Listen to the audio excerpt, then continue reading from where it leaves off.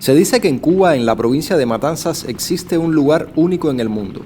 Una muestra de esa Cuba de vanguardia, innovadora, y que a día de hoy solo eso queda: memorias. Les mostraré un lugar que sí, es especial, porque permite comparar cómo era antes con cómo es ahora. Bienvenidos a lo que era una farmacia. Actualmente se conservan todos los elementos y muebles originales. Además, tiene una particularidad. Buenas tardes. Este lugar es muy importante porque es la única botica francesa del siglo XIX que existe en el mundo. Inaugurada como botica 1 de enero de 1882 por dos doctores en farmacia, el cubano Juan Fermín y el francés Ernesto Priolet, y trabajó como botica durante 82 años. Frascos de porcelana fabricados en París para nuestra botica. La excelencia de lo antiguo. Un dato adicional es que el lugar funcionó hasta el 16 de enero de 1964, fecha en que se dice que fue nacionalizado, o quizás la palabra más adecuada sea expropiado. 4 meses más tarde reabriría como museo.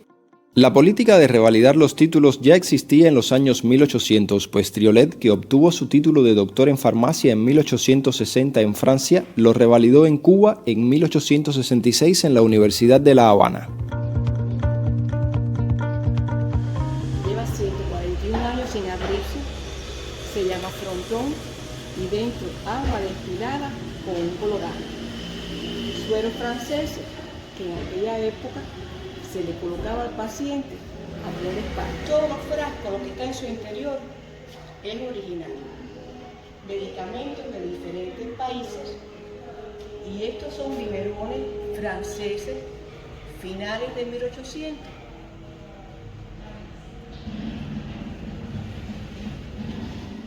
Porcelana francesa.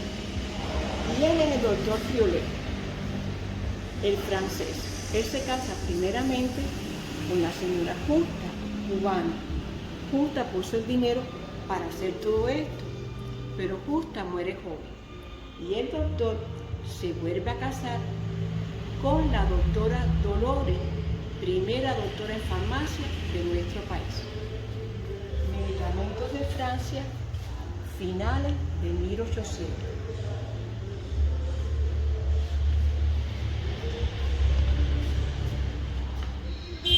Esta es una resina que se llama tragacanto de los países árabes para empezar algunos medicamentos.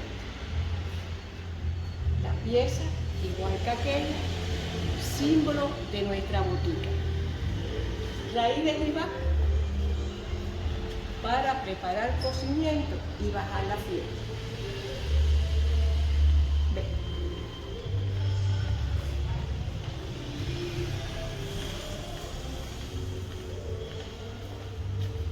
Aquí hay una colección de esencias, todas preparadas aquí. Ya desde aquel tiempo existía un buen control sobre las medicinas. En el dispensario donde trabajaban los doctores, todo era anotado. Cuando llegaba el paciente, se escribía en los libros la receta que se le debía preparar, la fecha, el nombre del médico, el precio que iba a costar. Son un total de 55 libros. La información se encuentra digitalizada. En este estante no están todos, algunos todavía se están restaurando.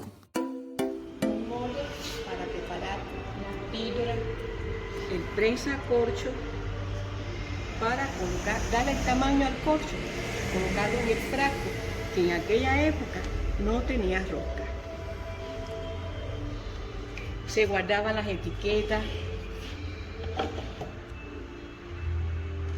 moldes de óvulos, supositorios, igual que esta máquina, los moldes de las obleas para prensar. Las obleas son las antecesoras de las cápsulas. Sí. Y ya aquí quedaban preparadas.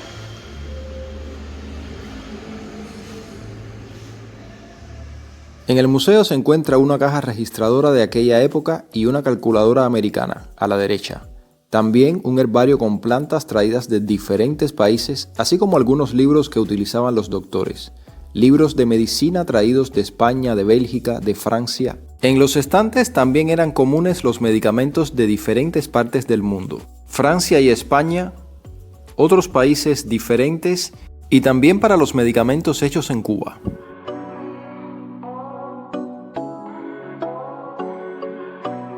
Máquinas de escribir de los doctores, para destilar el agua, para la crema, destilar el alcohol, las esencias. El agua era guardada acá. Se traía la piedra de hielo para guardarla en la nevera. Sí. Y en la caja fuerte se guardaban las drogas, los tóxicos, los venenos.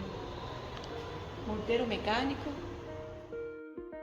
Este farol comprado en Nueva York y mucho de lo que hemos visto y de lo que veremos son una muestra de la importancia de las buenas relaciones comerciales para desarrollar negocios prósperos. En estos estantes se guardaban diversos productos elaborados aquí, en esta botica. Extractos fluidos abajo, cremas arriba. Esta prestigiosa botica francesa, hoy museo, gracias al arduo trabajo de sus trabajadores, durante 82 años ganó mucha fama y mucha clientela por la calidad de sus productos.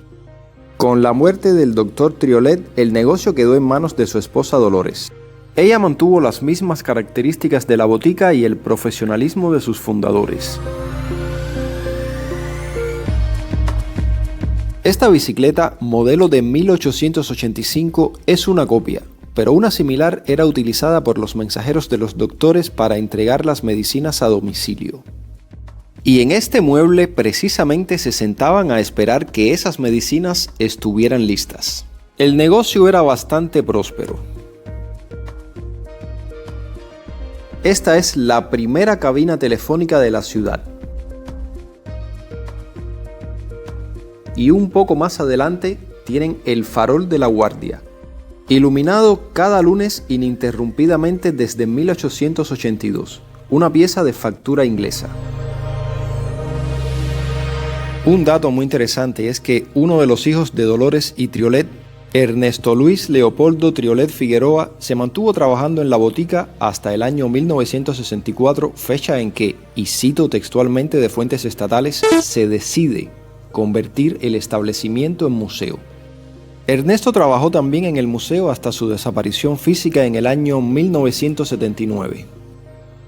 Este es un claro ejemplo de cómo los negocios prósperos pasaban de generación en generación y cómo con un poco de libertad económica se podían crear productos y servicios de calidad. La historia habla por sí sola. Es bueno saber de dónde venimos y dónde estamos actualmente para saber hacia dónde tenemos que ir.